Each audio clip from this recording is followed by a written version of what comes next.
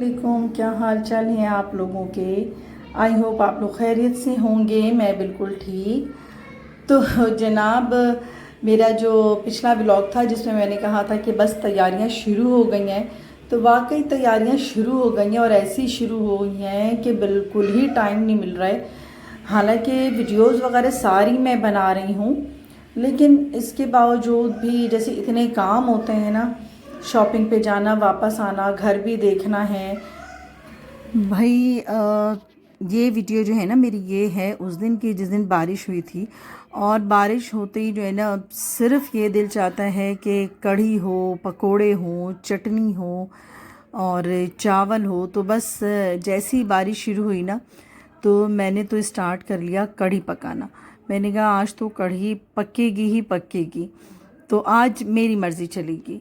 क्योंकि हमेशा ये होता है कि मैं अपने पहले बच्चियों से पूछ लेती हूँ कि क्या बनेगा, या वो ख़ुद बता देती हैं कि आज आप ये बना दें लंच में, तो मैं वही बनाती हूँ। लेकिन आज जो है ना, मैंने ये कहा कि नहीं, आज तो मेरी मर्ज़ी चलेगी।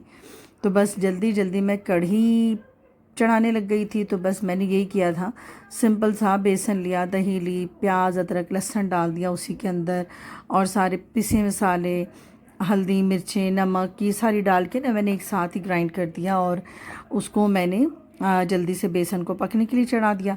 ज़ाहिर है कि कढ़ी के लिए जब बेसन पकाते हैं तकरीबन उसे 1-1.5 घंटा तो पकना ही चाहिए। तो इस दरमियान में मैंने चावल भी बॉईल कर लिया और साथ में ये पकोड़ों की तैयारी कर ली। और इसके लिए मैंने प्याज, थोड़े आलू, बंद गोभी थी, मतलब जो भी सब्ज़ी हो ना, वो सारी चीज़ें मिक्स कर देना तो पकोड़े बहुत अच्छे बनते हैं। तो इस दरमियान बेटी, छोटी बेटी थी, तो मैंने कहा चलो तुम भी इंजॉय करो। तो मैंने उसको ये वाले जो छल्ले होते हैं ना, ये भी फ्राई कर दिए। और इसके साथ साथ जो जब कढ़ी बनाती हूँ तो कढ़ी पकोड़े की बात ये होती है कि पकोड़े भी उस दिन स्पेशली मैं बनाती हूँ। साथ में मैं चटनी भी बनाती हूँ कि बस पकोड़े के मज़े जो है ना वो बारिश में ही है, और साथ हो गरम चाय। तो कराची वालों की तो ईद हो जाती है ना उस दिन, जिस दिन बारिश हो। तो बस मैं यही कर रही थी कि जल्दी जल्दी मैं पकोड़े भी बना रही थी, साथ में मैं सर्व भी कर रही थी। मैंने चटनी भी बना ली थी, और मुझे वैसे भी आज जाना भी था शॉपिंग पर, क्योंकि जो सबसे इम्पॉर्टेंट चीज़ होती है इंगेजमेंट के लिए, हमने अब तक उसकी ख़रीदारी नहीं की थी। कपड़े वगैरह भी हो गए थे, लेकिन मेरी एक बेटी जो इस्लामाबाद गई हुई थी, अभी उसकी भी शॉपिंग बाकी थी। तो जहाँ लड़कियों की शादी ब्याह का मामला हो, तो वहाँ तो ये है कि शॉपिंग ख़त्म ही नहीं होती है। बकौल मेरी अम्मी के कि बस वो आखिरी रात तक भी जो है ना, अगर बारात भी है ना, तो भी लड़कियाँ किसी ना किसी काम से मार्केट में ही नज़र आएंगी। तो यही वाला काम था। बस यहाँ पे मैंने पकोड़े भी फ्राई करके डाल दिए, साथ अपने हस्बैंड को पकोड़े और चटनी भी दे दी, बेटी को भी दे दिया कि आप लोग तो करें एंजॉय। और क्योंकि मैं हूँ घर की माँ, तो माँ के लिए एंजॉयमेंट थोड़ा सा कम होता है, क्योंकि हम सिर्फ सर्व कर रहे होते हैं अपने घर वालों के लिए अच्छी अच्छी चीज़ बना कर देना। और छुट्टी तो खैर होती ही नहीं है। मेरा मानना है कि मेरी तो छुट्टी नहीं होती है। वैसे तो आम लोगों की सैटरडे संडे भी ऑफ होती है और इवेंट की भी छुट्टी होती है, लेकिन मेरी छुट्टी तो नहीं होती। यकीनन घर की जो भी ख़वातीन होती हैं, अम्मियाँ होती हैं, माएँ होती हैं, उनकी छुट्टी नहीं होती है। तो बस यहाँ पर बेटी को मैंने दिया उसके पसंदीदा खाना और निकल गई मॉल। तो जी हाँ, जो मैं कह रही थी कि सबसे इम्पॉर्टेंट चीज़ नहीं हुई है, वो है लड़के के लिए इंगेजमेंट रिंग। यानी कि सारी चीज़ें तो हमने कर ली थी, और बस जहन में यही था कि क्योंकि रिंग तो एक बनी बनाई चीज़ है, तो मार्केट जाएंगे और ले लेंगे। तो हर चीज़ में ही टाइम बहुत ज़्यादा लगता है। घर से सोच कर ये निकलते हैं कि यूँ जाएंगे शॉप पर और यूँ अंगूठी निकलवाएंगे और यूँ ख़रीद लेंगे हम। लेकिन यहाँ पर भी फिर इतनी चॉइसेस होती हैं, कभी रिंग पसंद नहीं आ रही है, कभी वो साइज़ का नहीं है, कभी कोई और बात है। तो बस यही चीज़ें थीं, और हम लोग जो है वो घूम घूम कर और रिंग की तलाश जारी थी अभी तक।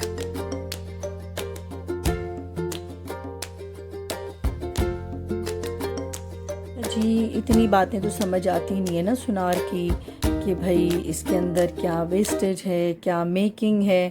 تو بہرحال جو بھی ہمیں جو پٹی بڑھا دے ہم نے تو لینا ہی ہے. خیر ایک مارکہ ہم نے طے کیا اور ایک بڑا مرحلہ تھا ہمارا، وہ ہم نے کمپلیٹ کیا.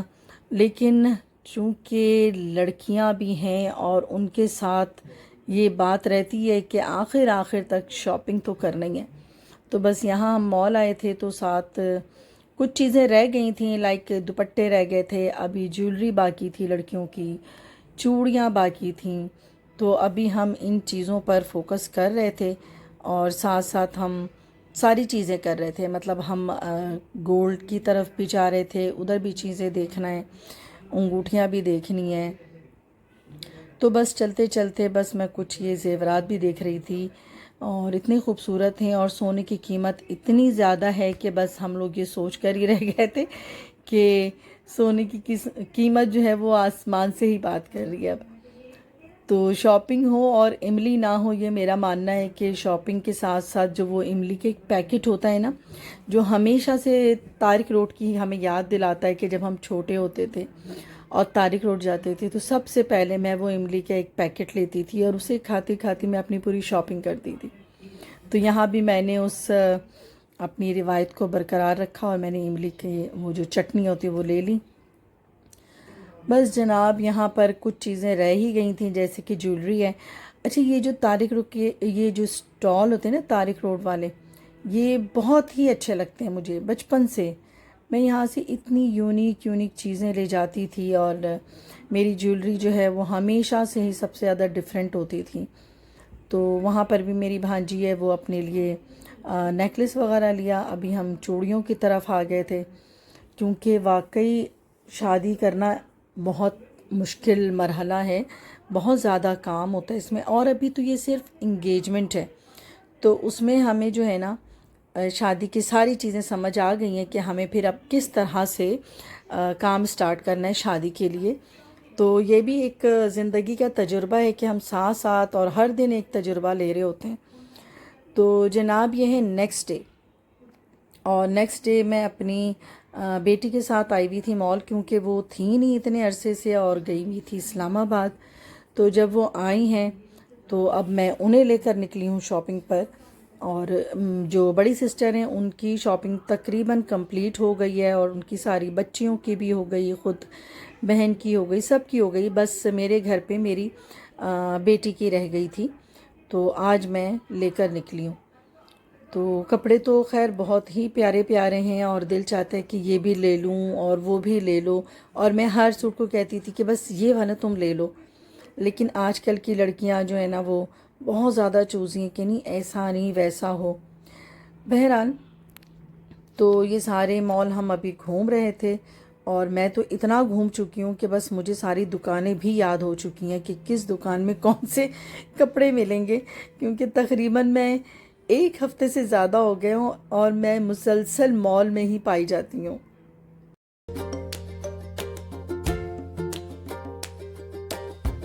تو یہاں پر بس ہم کپڑے دیکھ رہے تھے.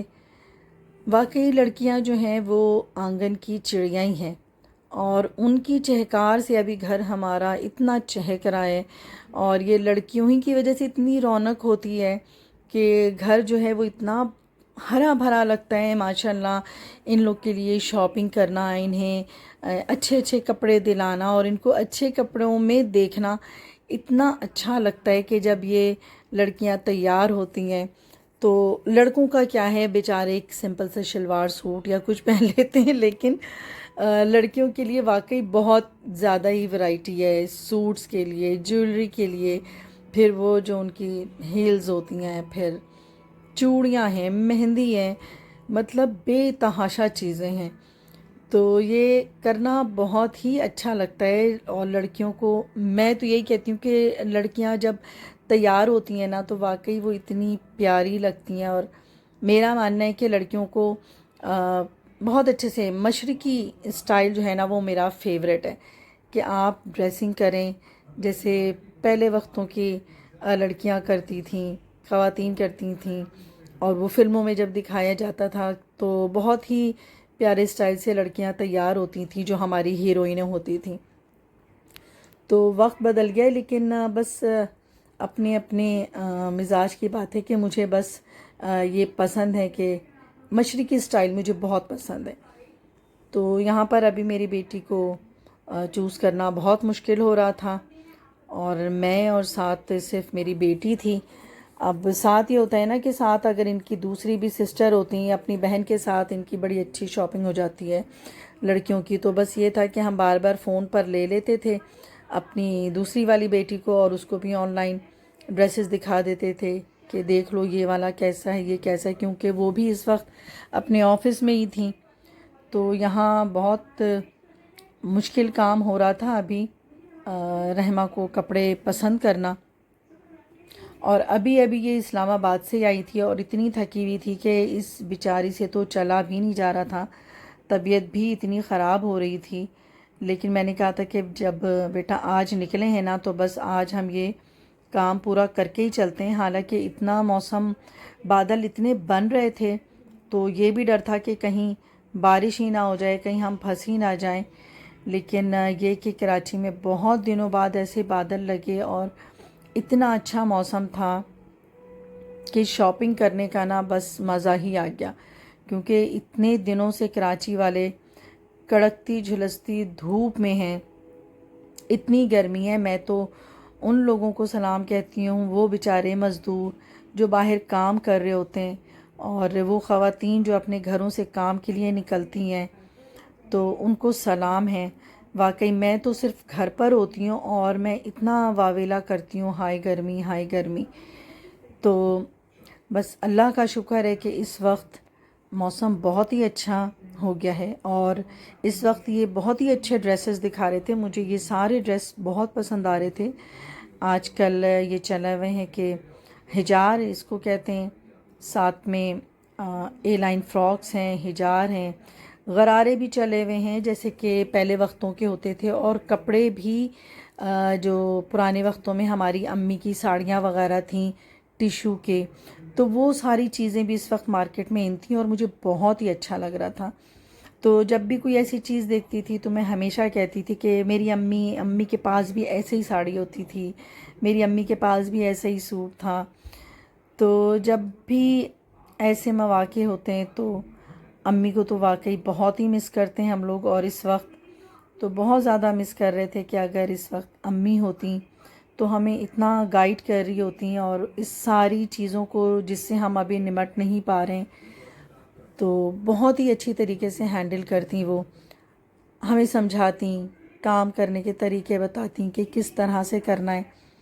تو چونکہ گھر میں ابھی یہ بڑی سسٹر ہیں اور انہی کی پہلی بیٹی ہے، تو ہمارے بہن بھائیوں میں پہلا ہی یہ رسم ہونے جا رہا ہے، پہلی ہی منگنی ہونے جا رہی ہے. تو ہم لوگ تھوڑا سا کنفیوز بھی تھے، اور چیزیں بار بار ہم سوچتے تھے کہ کرنا کیا ہے، ہمیں کس طرح سے اسٹارٹ لینا ہے، رسمیں کیا کرنی ہے. تو جب والدین ہوتے ہیں نا سر پہ تو وہ سب کچھ سنبھال لیتے ہیں اور ہمیں بالکل بھی نہیں سوچنا پڑتا، اور ہمارے والدین سب کچھ سنبھال لیتے ہیں.